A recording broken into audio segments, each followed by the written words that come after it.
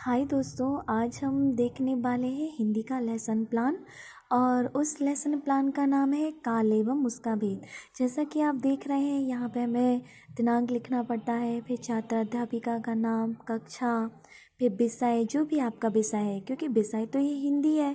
फिर जो इसका उपविषय है, आप चाहे तो यहाँ पे प्रकरण भी लिख सकते हैं, काल एवं उसका भेद।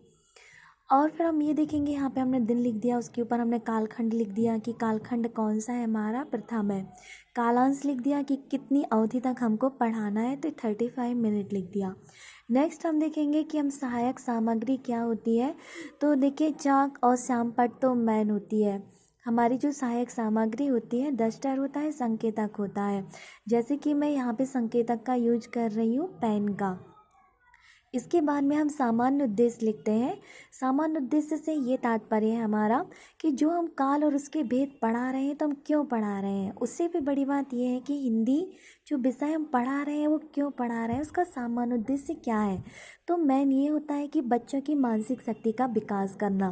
क्या केवल मानसिक शक्ति का विकास करना होता है?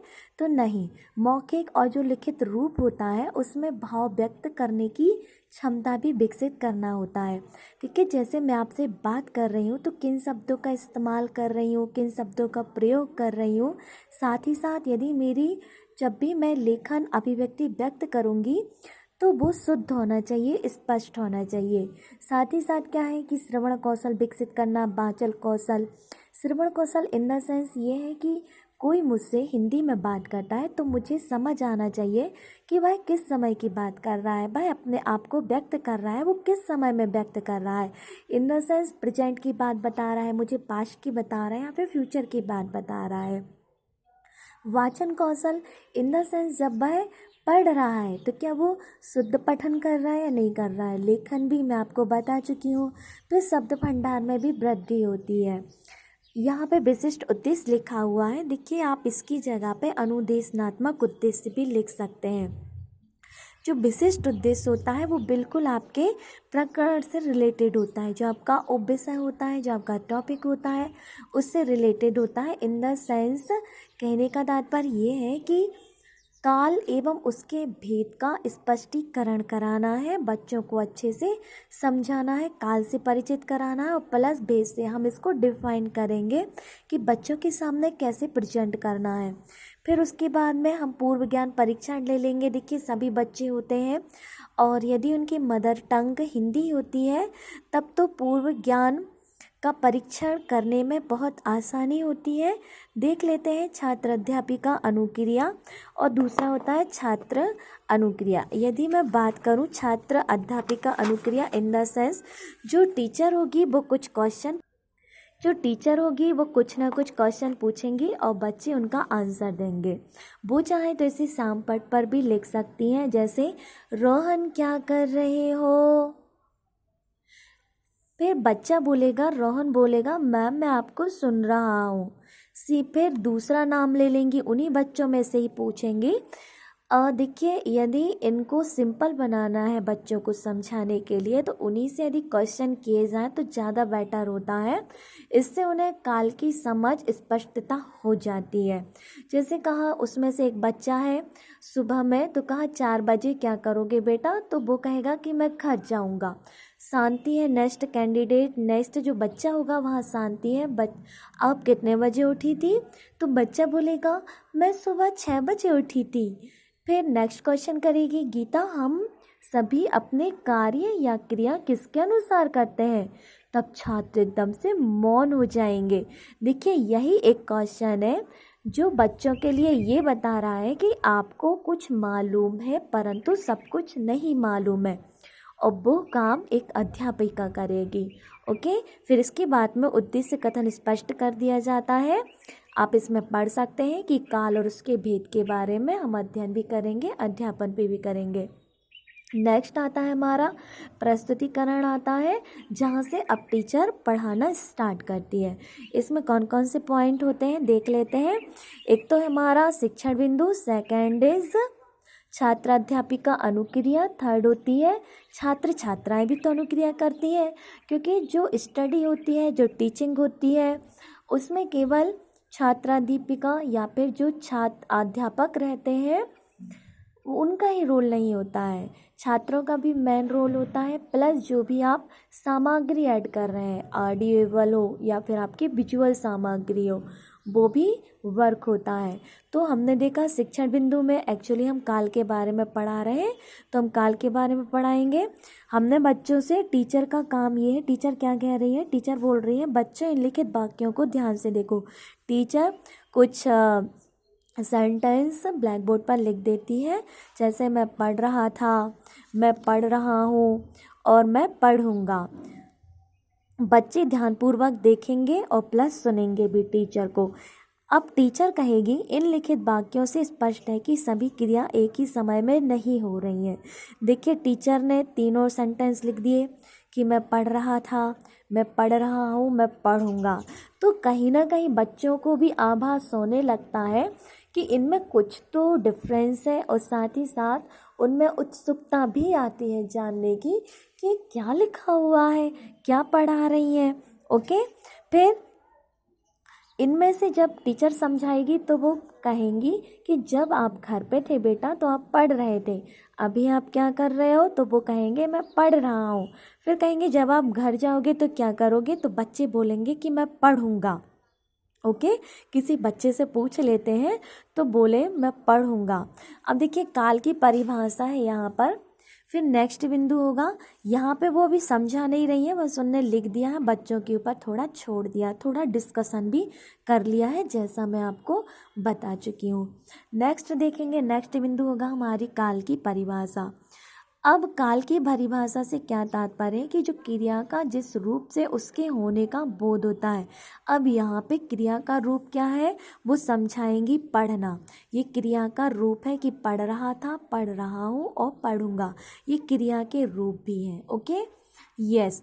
अब यहाँ पे कुछ और भी एग्जाम्पल दे देंगी वो, मैंने पढ़ाई की, इसके साथ ही साथ वो श्यामपट्ट पर भी लिख देंगी कि मैंने पढ़ाई की थी, मैं पढ़ रहा हूँ, मैं पढ़ूंगा, और अंडरलाइन भी कर देंगे। इससे बच्चों में स्पष्टता ज़्यादा आती है कि फोकस किस पर किया जा रहा है। यहाँ पे प्रोनाउन पे फोकस किया जा रहा है, सर्वनाम पे फोकस किया जा रहा है, या फिर वर्ब पर फोकस किया जा रहा है, वर्ब का जो समय है उस पर फोकस किया जा रहा है। इसलिए पढ़ाई की थी, पढ़ रहा हूँ, पढ़ूंगा। अब इसके बाद में छात्र नोट भी कर लेंगे और ध्यान से सुनेंगे। अब धीरे धीरे उनके लिए स्पष्ट किया जाएगा। तो काल के भेद पढ़ाएंगे, भूतकाल, वर्तमान काल, भविष्य काल। ओके, जो भी पास्ट है, प्रेजेंट है, then next future. Yes yes, आगे बढ़ जाते हैं। बच्चों के लिए श्यामपट्ट पर भी लिख देंगे। अब बच्चे इसे सुनेंगे और प्लस नोट भी करेंगे, देखेंगे भी। अब जो भूतकाल है, हम यहाँ से फर्स्ट टॉपिक उठाएंगे भूतकाल, और बच्चों को पढ़ाना स्टार्ट किया। मैं सुबह उठा था, मैंने खाना खाया था, मैं बाजार गया था, मैंने प्रार्थना की थी, मैं मंदिर गया था, मैंने सुबह लंच किया था, मैंने चिड़ियों को दाना डाला था। और भी हो सकता है कि मैंने खाना बनाया था। जो कुछ भी लिखना चाहें वो लिख सकते हैं जो उन्होंने मॉर्निंग में काम किए हुए थे। ओके, या फिर बिफोर डे भी उन्होंने वर्क किया था। और वो जो सेंटेंस लिखेंगी वो दैनिक जीवन से संबंधित होंगे तो ज़्यादा बेटर रहता है बच्चों की समझ के लिए। यस, अब यहाँ पे वो अंडरलाइन कर देंगी कि उठा था, खाया था, बाजार गया था। इन द सेंस क्या है, मैं ये काम कर चुकी हूँ, मैंने ये काम अभी नहीं किया है, इसको बहुत समय हो चुका है। टीचर इनको समझा देंगी बच्चों के लिए। फिर इसके बाद में नेक्स्ट आएंगी, वर्तमान काल पर आएंगी। वर्तमान काल में जैसे वो बच्चों से ही पूछ लेंगी कि बताओ आप क्या कर रहे हो, तो एक बच्चा कहेगा कि मैं लिख रहा हूँ, दूसरा कहेगा मैं सुन रहा हूँ, कोई बच्चा ये भी कह सकता है कि मैम मैंने श्यामपट्ट पर लिखा हुआ लिख लिया है। थर्ड बच्चा कहेगा मैं खाना खाता हूँ, मैं फिर कुछ और सेंटेंस पूछ लेंगे तो कहेंगे बेटा और कुछ बताओ, तो कहेंगे कि जो दैनिक जीवन से संबंधित होते हैं, जो हमारी हैबिट से संबंधित होते हैं, जो हमें दैनिक जीवन में रोज़ ज़रूरत पड़ती है, वो कुछ सेंटेंस बताओ। तो कोई बच्चा कहेगा कि मैं सोता हूँ, कोई कहेगा मैं खाता हूँ, कोई कहेगा मैं पीता हूँ, कोई कहेगा कि मैं बोलता हूँ, कोई कहेगा मैं सुनता हूँ। इस तरीके से बहुत सारे सेंटेंस हो जाएंगे और ये समझा देंगे कि जो क्रिया वर्तमान में चल रही है, जो आप मानसिक क्रिया कर रहे हैं, यहाँ पे जो आप अपनी फिजिकल एक्टिविटी कर रहे हैं, जो शारीरिक वर्क कर रहे हैं, जो आपके शारीरिक अंग हैं, उनसे आप कोई ना कोई एक्टिविटी कर रहे हैं वर्तमान में, तो उसको कहा जाता है हमारी वर्तमान काल। और टीचर उनको बराबर टेंस के माध्यम से समझा देंगी। नेक्स्ट हम देख लेते हैं। नेक्स्ट है हमारा शिक्षण बिंदु भविष्य काल रह गया। देखिए अब टीचर वहाँ पे बच्चों से कुछ यहाँ पे श्यामपट्ट पर लिख देंगी कि मैं घर जाऊँगा। ये बच्चों से रिलेटेड ही होना चाहिए कि वह खेल रहा होगा, मैं खेलूँगा, पिताजी लेने आएंगे, मम्मा लेने आएगी, मम्मी लेने आएगी, मम्मी खाना बना चुकी होगी, मम्मी ने खाना बना लिया होगा। तो इस तरीके से जो बच्चों के दैनिक जीवन से संबंधित कार्य होने वाले हैं उनको लिख देंगी। तो इससे बच्चों में सरलता आती है, स्पष्टता आती है, समझ भी आसानी से विकसित हो जाती है।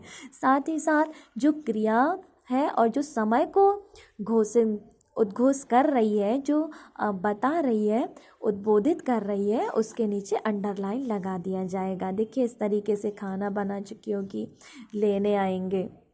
अब बच्चों को स्पष्टता हो जाती है कि जो अभी काम नहीं हुआ है, होने वाला है।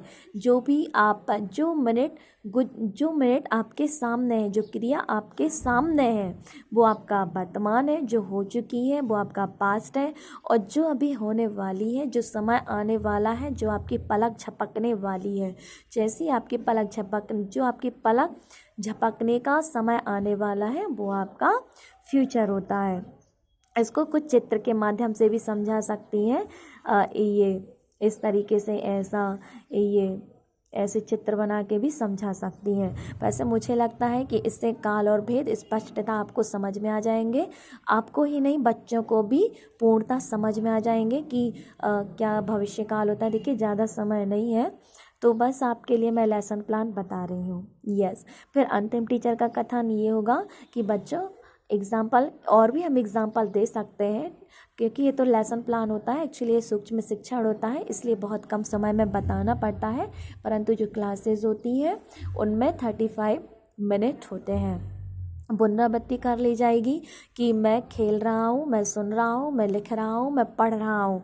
बताओ बच्चों ये किससे संबंधित है? तो बच्चे कहेंगे मैम ये वर्तमान काल है। कौन सा काल है बेटा? जो मैं कर रहा हूँ वर्तमान काल है। कुछ कहेंगे मैम मैंने लिख लिया है। तो कुछ बच्चे ये भी बोल सकते हैं कि मैम ये पास्ट हो गया। तो टीचर को ये समझाना ज़रूरी हो जाता है कि जो विदिन 45 मिनट होता है उसको इंक्लूड किया जाता है, हमारे प्रेजेंट टेंस में ही किया जाता है।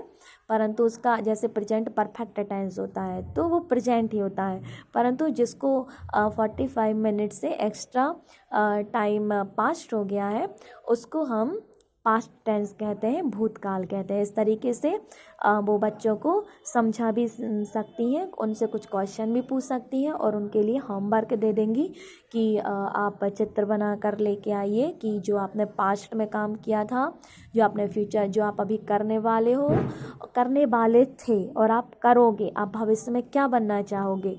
इस तरीके से वो बच्चों के लिए होमवर्क दे सकती हैं। Thank you to all.